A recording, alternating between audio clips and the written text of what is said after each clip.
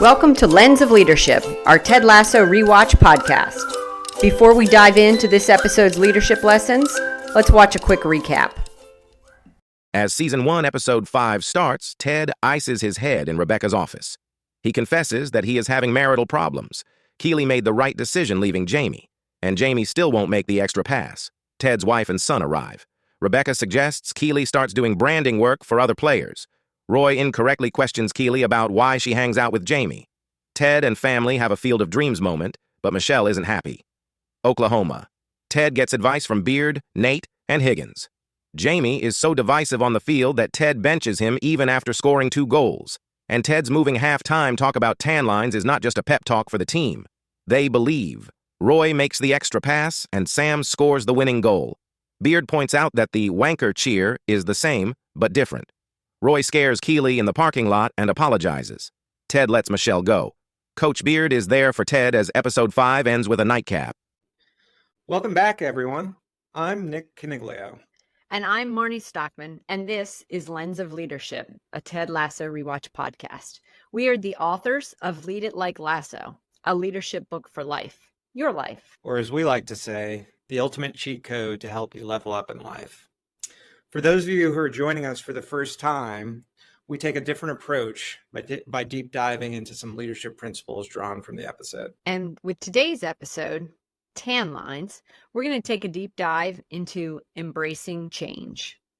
Yeah, that was kind of an easy one as we watched this episode. First of all, great episode, Tan Lines. But I think, as I watched it, you can see the theme coming out, and this is what's great about this series. But there's really 3 different areas that I saw that were all about change, dealing with the challenges of it, or, ultimately hoping to embrace it.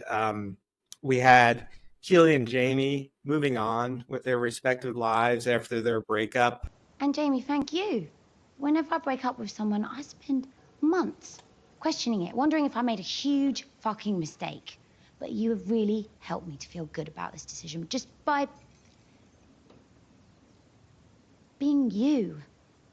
You're welcome.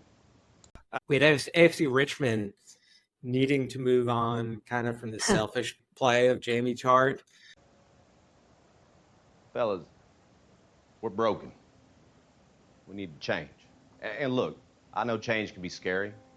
And of course, we've been getting hints up until this episode about Ted and his personal life with his marriage and Henry, his son. But we really start getting a lot of information about Ted needing to move on from his marriage. Every day, I wake up hoping that I'll feel the way I felt in the beginning. But maybe that's just what marriage is, right? And I am going to add one more, and that is, along with Keely and Jamie breaking up, the growth of Keely with Rebecca's help. Absolutely. So not just personally, but professionally as well. If any of the other players needed some branding work done, is that something you'd be interested in? So let me ask you, are you a change type of gal? I mean, do you like change? So it's funny you say that. When I worked in the school system, one of my mentors, who had been my boss a couple of different times, was the assistant superintendent. And when I first became the math supervisor, she's like, okay, Marnie, first, you and I are the same. We might like change a little too much. And Okay. so like we should know that about ourselves so that we don't just squirrel into the next thing. Right. Which I thought was an important lesson to learn. I remember where I was sitting when she told me that. So how about you? How do you like change? Embrace it? I'm a little bit of an oxymoron, I think, from that standpoint. I'm the type of guy that I find a specific meal at a restaurant. I'm not deviating from that plan, right? I don't like to try anything new in terms of routine or anything like that. But, when I think about my whole professional development, it has progressed almost entirely on change, right? When I was my first job out of school, I worked in Manhattan, and I decided I didn't like commuting into New York City at all. And I got up and I moved to Atlanta kind of on a whim with almost no money, just looking for a change. And as I think about my career, every major progression I made, it was a conscious effort, not without apprehension, but it was a conscious effort to really seek out change. And the benefits from that, I think, I've greatly benefited from it, from just embracing change of some sort. So you sound like Ted going to Atlanta. So instead of going across the pond, Yeah, you went to not Atlanta. not quite as dramatic for sure. But I think with my experiences, it's we often talk about embracing change and change management as kind of a leadership skill, but really it's a growth strategy. Yeah, it's a I life think that's skill. Yeah. yeah, and it just leads to significant development, kind of in anybody's personal or professional life, and um, you know, for me that was not something that I sought out, but time after time, the benefits of embracing change and looking to change has always paid off for me. But I think, when you mention change, you kind of discussed sort of your, I'll say, a little risk aversion, but I Yeah. think it is an element that really change also is opportunity. So it's That's kind of like what's the Chinese symbol for crisis is an element of danger and an element for opportunity. And I think yeah, the same when I think about change. yeah. I think to that point, taking you out of your comfort zone, right? Pushes you into new experiences.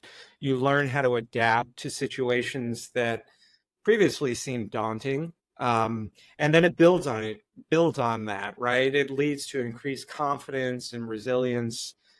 So why don't we start off talking about change from a personal perspective just a little bit? And I think the big thing in this particular episode, as we saw in our recap, is we start to realize that Ted took this job and this position really to give his wife and child some space, really, Michelle. 4,438 miles worth of space per Nate. Yes, yes. What was his dad's? Was it a cartographer? Cartographer, yeah, map Yeah, maker. Yeah. yeah. Do you mind if I ask you a personal question? Fire away. If you were so worried about your relationship, then why did you fly 4,438 miles away? That is a very specific number to know off the top of your head. Oh, well, my dad used to be a cartographer. No, it's a good question. Why I do it? I think at some point I realized that me being around so much was doing more harm than good. From a personal perspective, I talked earlier about expanding my comfort zone and into new experiences. There's a difference between really seeking change and being forced to change. Yes. Don't you think? Well, I do.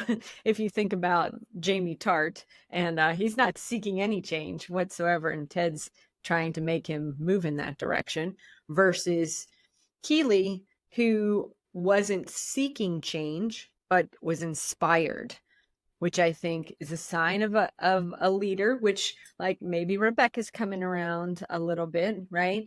And Ted was seeking change that would maybe feel good to him. I think his biggest struggle is that, he has two personal core values, and we talk a lot about core values, that I think come to play. Positivity, right? And as he said, Michelle particularly told the therapist that like his whatever annoying incessant positivity was hard to bear. So that was one of them. And the other was, what he mentioned, that he promised himself he would never quit anything, right? And yet it appeared as though he was quitting his marriage. I promised myself I would never quit anything in my life. And so he was really fighting with himself about this change until he gave himself and the team the pep talk of the century right there with the tan lines locker room speech. Yeah, that was certainly an interesting metaphor or analogy to use in terms of that. But I want to pull you back for a second because we talk about Ted actually in the show. He used the line and he said, "I told myself that I would never quit anything in my Yeah. life," right? Yeah. And then Michelle responds with, "You're not You're not quitting, Ted. You're quitting. just letting go." Um, but I think there's some notion around quitting, and it just has such negative overtones.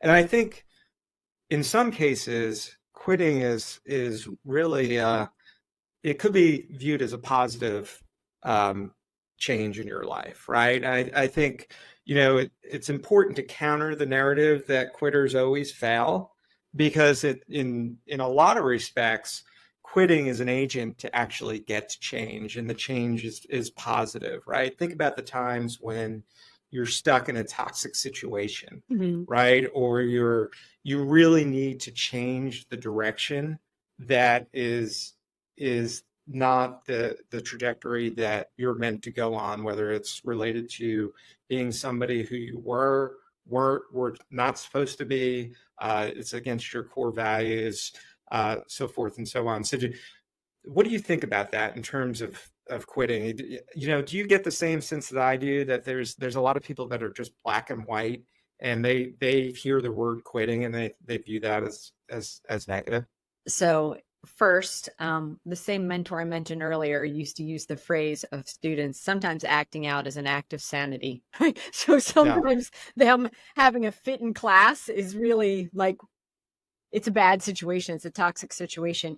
And in terms of quitting, I absolutely think, yeah, it certainly gets a bad rap, but sometimes you need a catalyst for a change to happen. It's funny. I started thinking about the whole divided locker room, and I played volleyball in college, and I had to sit out my junior year because I'd been sick. And so I went back my senior year to a new coach. And the new coach was all about hazing the freshmen, which was I'm not comfortable with in general. So I wouldn't participate. So whatever she made the freshmen do, I would also do, because I just wasn't going to engage in making people feel bad. And more than half the team were freshmen. So when it came to vote for captains, in a shocking turn of events, I was elected as one of the captains. And there was clearly a power struggle that went on. I was pro team and she was pro her. And I'm sure I played into that. I'm not going to pretend like I was a saint at all. But as it got worse, she benched me on senior night. And I can take it, right? I've been coached by all kinds before, but it really hurt my parents' feelings. They they'd brought family to see it, and Yeah. it crushed them. And it wasn't getting any better, and the team felt divided. Because I was 21, I would drive one of the team buses, and she would drive the other, and mine would have 10 of the 16 people plus me, and she would have the rest of the team. So it sort of showed you the struggle. And I decided that I had to quit. And so I went into her office. It was absolutely the hardest thing I ever did up until that point. Mhm. And when I went in and I said, I don't remember what led up to it other than a lot of anxiety, and I'm gonna quit. And she said, "You can't quit. You're the leader on the team." And she said, "If you quit, the rest of the team is going to quit too." And I Yeah. said, "Yeah, have you thought about that?" And she said, "What do you mean?" And I gave the example, which one of the teammates had told me the day before. We would do these 2-minute bonsai drills where she would stand there and just drill balls at you all over the floor, and you had to dive and sprawl. And everyone was on the clock for 2 minutes, but she'd put me on the clock for 3 minutes. And there were a couple other examples of that. And I gave that example. Like, well, Yeah. look, I'm not the one causing this power struggle, right? And she said, "Well, I need you to be a leader." And I said, "Then you should use me for the betterment of the team instead of clashing with me." It was one of the hardest things I ever did. But we kind of came to an agreement on what that would look like. And we ended up winning the division championship that year. But I had to basically let go, Yeah. even though I really didn't want to. Loved volleyball. Yeah. That that reminds me, I think, and this is a random just side Where topic did it right come here, right? from? Um, but when I was watching the episode and we were thinking about, okay, we're going to talk about the theme of embracing change. It kind of reminds me of my favorite movie, I think, of all time, which is Remember the Titans. And I don't know, have you ever seen that movie? Oh, yes, it's a good one. Yeah, Yeah, yeah. yeah. I mean, for those in the audience, go see it if you haven't seen it before. But it's about it. I think the setting is early 1970s, and it's a story of a Virginia high school where they for the first time the school integrated black and white students, and it was met with resistance by every stakeholder imaginable: the teachers, the students, the community. And they really modeled the story of I think it was Coach Herman Boone, Denzel Washington, right? He takes over the football program, and he is all about bringing together both white and black students. And unlike your story, this is where the coach actually took the position of leadership, right? Well And done. It shouldn't he always he be this. he he embraced this change, and he did it. How did he do it? He did it through tough conversations. He Yeah. did it through really working the students or the athletes, the football players hard, so they had something to bond over in terms of. And a buy-in for the Yeah, why, right? absolutely, absolutely. It's a great movie. I'm sorry that was a quick tangent to that No, but well, conversation. I do think folks that appreciate some of the message of Ted Lasso will appreciate that movie too. It is a good one. Absolutely. Okay, so switching gears a little bit, for some people it's really hard. They are very resistant to making change, and I described a scenario earlier that's been part of my MO for as long as I remember. Although I've gradually learned to accept change as a good thing, but maybe we can talk a little bit about what some of our perceived benefits are about making change. Maybe some rapid fire items from each of our perspectives. So you want me to start or you want to start? Well, I have one right out of the gate, which is sometimes it takes a perspective that is new to a scenario in order to have a creative solution or actually innovate, right? It's one of those, you can't solve the problem with the brain that created it. So I think if you're willing to look at a change from a very different perspective, I think that can bring innovation and some problem solving. Yeah, it's kind of like continuous learning, right? That change forces you to learn new skills. Yeah. As you said, think creatively. And you're right. I think innovation, absolutely. Okay, so I guess I'm up next, right? So I think that, change to me encourages new connections, right? And I think we've established on previous podcasts that I tend to be an introvert. And although I would love to go out and meet new people, that's just not my personality, but I'd like to think it was. So I think every time I've made a change, and I don't care if it's moving to Atlanta for the first time or switching jobs or playing golf, picking up a new hobby, golf, what have you.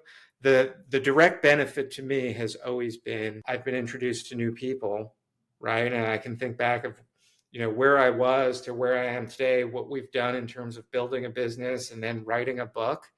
My career started as a computer programmer where I had an entire circle of 5 people that I worked with, and I was pretty good at it. I can drink 4 Coca-Colas a day, and I was completely satisfied with that, right? If I never would have taken that step, which was way outside my comfort zone, to go into consulting and actually interact with people, I can't imagine I would be as well off today as I currently am because of the changes that I made. So it And that expands was your opportunities, it right? expanded my opportunities. I met new people. Ultimately we ended up figuring out how to work together. I just all the steps that I took, really, which was about embracing change, taking new opportunities, led me to the connections where I am today. And I think that's worked out well for me. So I think another benefit of embracing change is the notion that you mentioned continuous learning, but growth, right? In order for there to be growth, you kind of there has to be a pain for you to work through. And that change forces you, sometimes it's introspective, right? Like Ted, he had to take a good hard look at this, I'm never going to quit, and reframe it in a way that made sense. His incessant positivity, right? Yep. that Michelle couldn't handle, right? He still wanted to go about it the right way, in a positive way as he would, but he had to grow through the pain to Yep. get there. And that's a bit of what his pep talk was about, Yep. right? I mean, challenges, right? It's, change always introduces new challenges. Yeah. You have to overcome those challenges, and then you figure out how to emerge stronger. And just the fact of continuously going through that process, if you're one that always seeks out change, it can only help you, because gosh knows that life's full of ups and downs, right?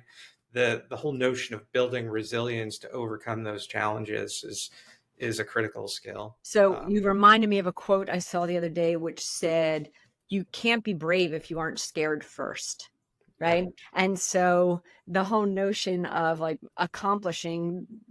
defeating a challenge or some resistance, again, that requires bravery, means you had to do something scary, taking a risk, embracing change, challenging your own status quo, your own core values, or somebody that you respected or looked up to that maybe you have to push back on a bit. Yep. And I think over time you kind of develop a mindset becoming more flexible and adaptable. As many times as you can, and you introduce yourself to those new challenges, you slowly begin to learn and anticipate changes, right? And then adjust your strategies. I mentioned it earlier. I left a computer programming job and I went into consulting, and the first thing, again, this is introverted me, right? It really stumbled to speak to anybody. But the first thing the owner of the company had me do was training classes for, I think it was the first 3 to 6 months that I worked there. So I went from the standpoint of sitting at a keyboard, working with hardly anybody, to then have to speak and train people on how to use data and how to perform analysis. And this was it was 8-hour training classes, right? It was, that is a lot. It was a lot by choice. and I'm like, this change thing ain't so fun, right? I actually took the position knowing that I would expand. What made you decide to do that? Was it to grow? It was 100% to grow. Yeah. I mean, I realized that at some point, this trajectory of just sitting in a room at a keyboard was not going to result in the career that I wanted to result in. And I had some deep-seated issues, right? I recall I had high school classes where I said maybe 10 words the entire year. It was very, very hard for me to really interact with people. I was that shy. And I knew, and this was in my early 20s, that something had to change, and I had to force myself to be put in that position to grow as a person. And I think, all the things that we've talked about, expanding your comfort zones, being more adaptable, continuous learning, being resilient, establishing connections, they were all in play as I made that jump from programmer to consultant. I feel like for Keely, Rebecca is a huge connection that is going to push her. Was there a mentor that was encouraging, or was this all internal? And even if you didn't have somebody that was pulling you, did you reach out once you decided things aren't going to stay this way for me? Yeah, I that was through a connection, right? It was somebody who I had worked with who had gone to this consulting company, and he was probably looking for a referral bonus, and he said, "Hey, Nick's pretty good with data." But yeah, I mean, at that point, that changed my career entirely, because I ended up working for somebody who greatly shifted the trajectory of my life. And it was one of my mentors, Gary. Thank you, Gary, if you're out there somewhere. But that ultimately led to another connection. My next role was a chief operating officer. Through the connections that I made at that company. I mean, it's not rocket science, right? But without, again, I keep going back to, without the willingness to accept change and embrace it in some kind of way, you're just closing off opportunities to yourself. At least in my world, I would have been, because I'm just by nature not somebody that seeks out new connections, relationships, so forth and so on. Well, I know I'm a connector, so I'm always, but I don't always actively reach out, but I am always open to that. And it makes me think a lot about listening, but not just to what people say, but remaining open to opportunities. Every time I've interviewed for a job, and more often I don't actually interview for a job. Someone suggests like, hey, maybe you should come do this. And so we have a conversation around a job, and they'll ask, where do you see yourself in 5 years or 10 years or whatever that may be? And my answer is always, well, I like a new challenge. And right now, this is a new challenge. So I can't really see past this, but when this becomes ordinary, right, I will want a new challenge, whatever that may be. And I'm open to figuring out what that is. So I feel like that's not what they want to hear. They want me to say, oh, I plan on being a director and achieve this and achieve that, where it's more open to whatever opportunity or challenge that will inspire some change and growth in myself. So I think listening is really a key component. That clearly you were listening and you listened to yourself and others. So well played. Yeah. I'll tell you, it kind of reminds me of, what are we doing right here? Can you imagine, not 18 months ago, that we would have authored a book, right? Won an award. That won an award. Little self pats on the back right there. And gosh, to me, that's less surprising than we're actually on a podcast discussing it, from my perspective. So, I think it's all about embracing change. We're living our best life every day because we were willing to take the risk and take a chance on change. So I'm curious, do you think you have ever been a change agent for anyone else, any of your employees? Have you inspired? Did you have active strategies to help folks with this?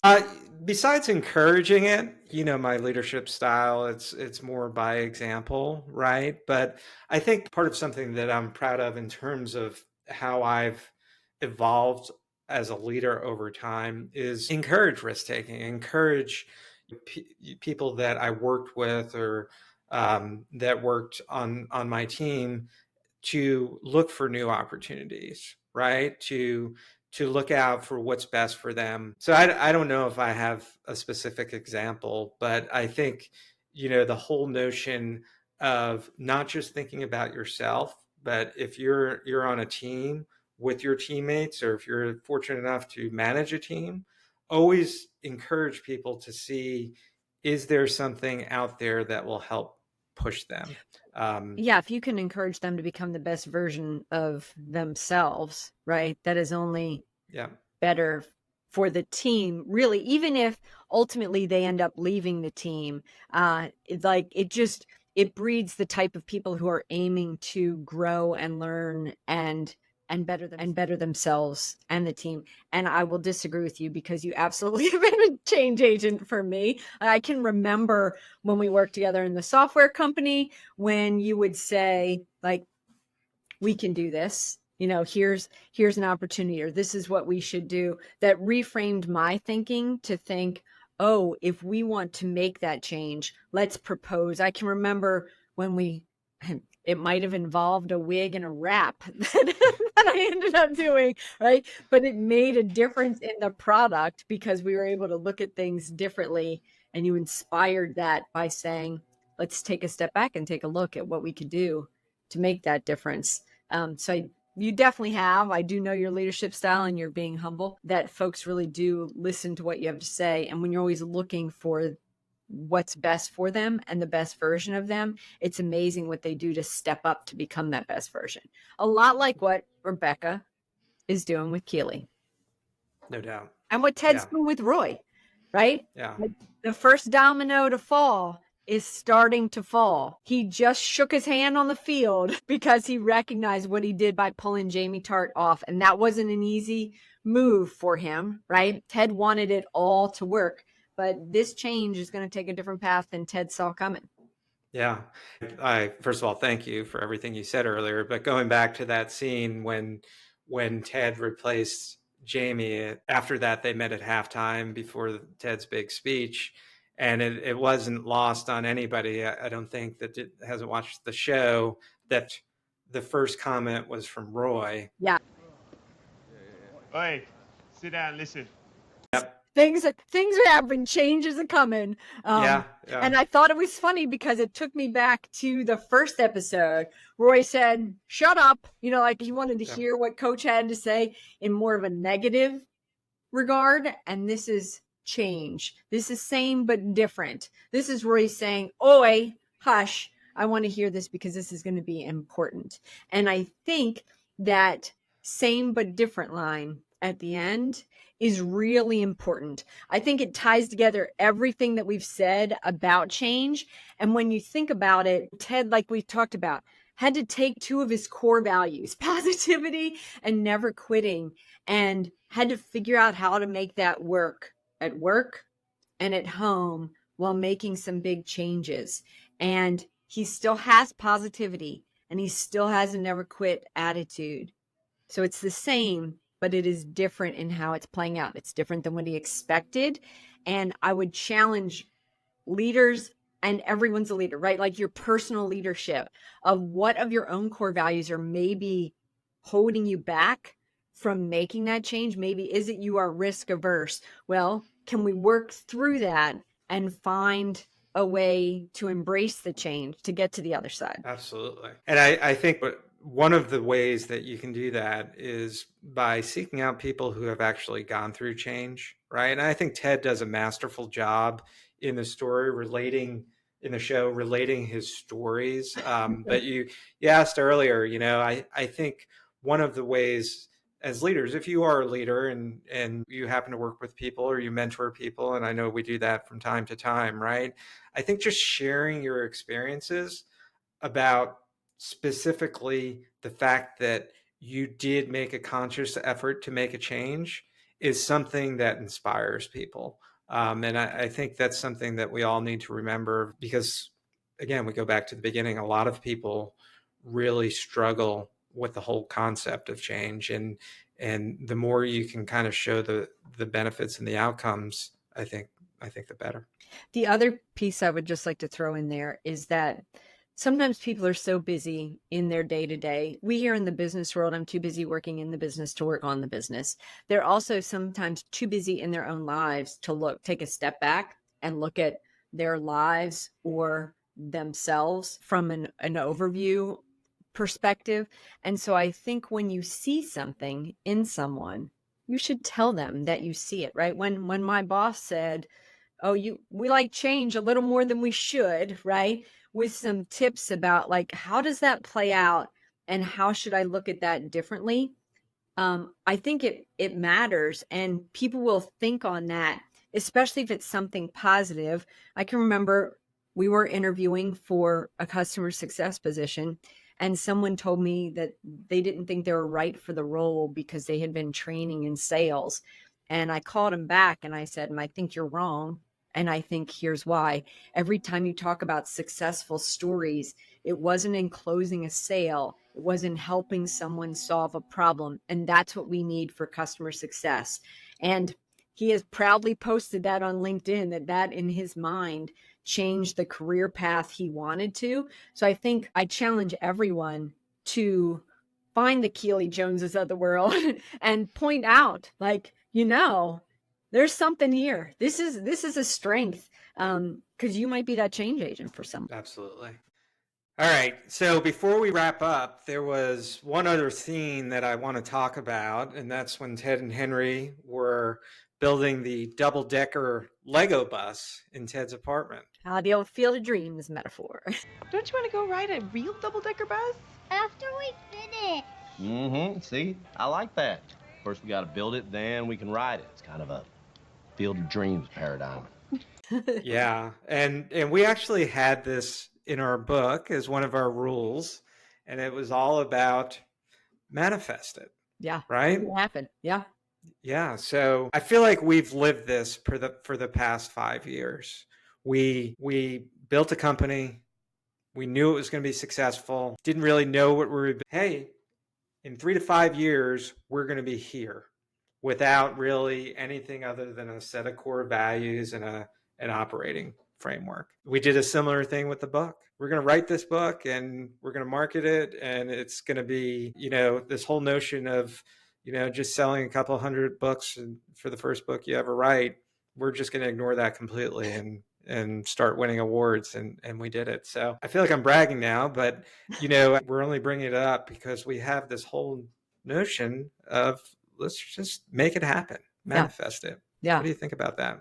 So, I mean, I think the whole notion is if you can see it, you can build steps to make it happen, right? That's why we talk about vision being so important.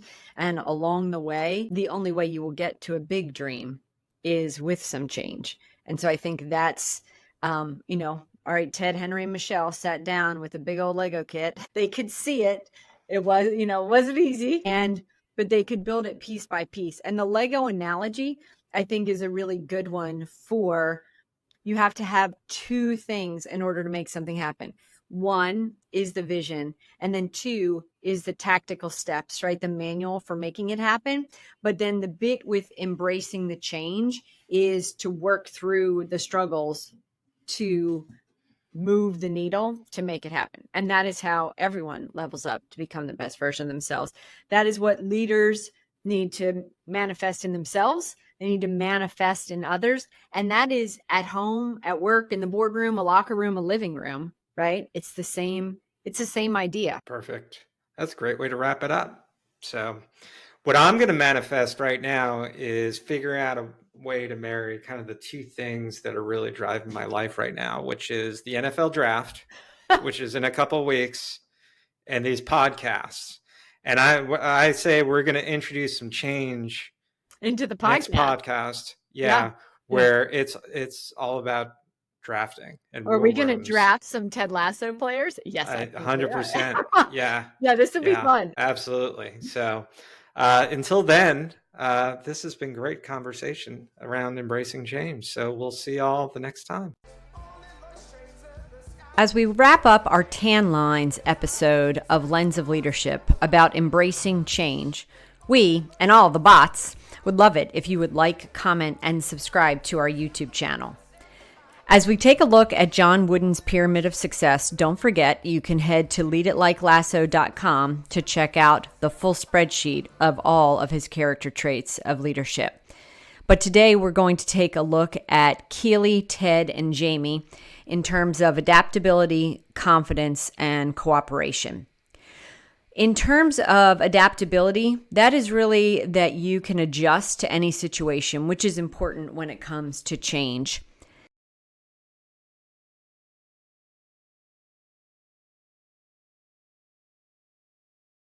Confidence means respect without fear, and may come from being prepared and keeping all things in proper perspective.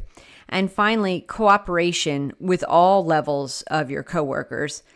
Listen if you want to be heard, and that'll lead to the best way, which may not be your way. So as we take a look at adaptability, Keely, she really is adapting to her new world without Jamie, with potentially taking a look at some new work. So she is very open to being adaptable. Ted, so we gave Keely a 10. We gave Ted a 7. He's definitely stuck in some things, but he is working through them. But we think he's letting go at the end of the episode. But for the bulk of that episode, he was a little bit stuck. And Jamie, a 3. He's not adapting to anything. In terms of confidence, Keely has an 8. She fairly well knows what she's doing, but she's looking at Rebecca thinking, oh, maybe there's more.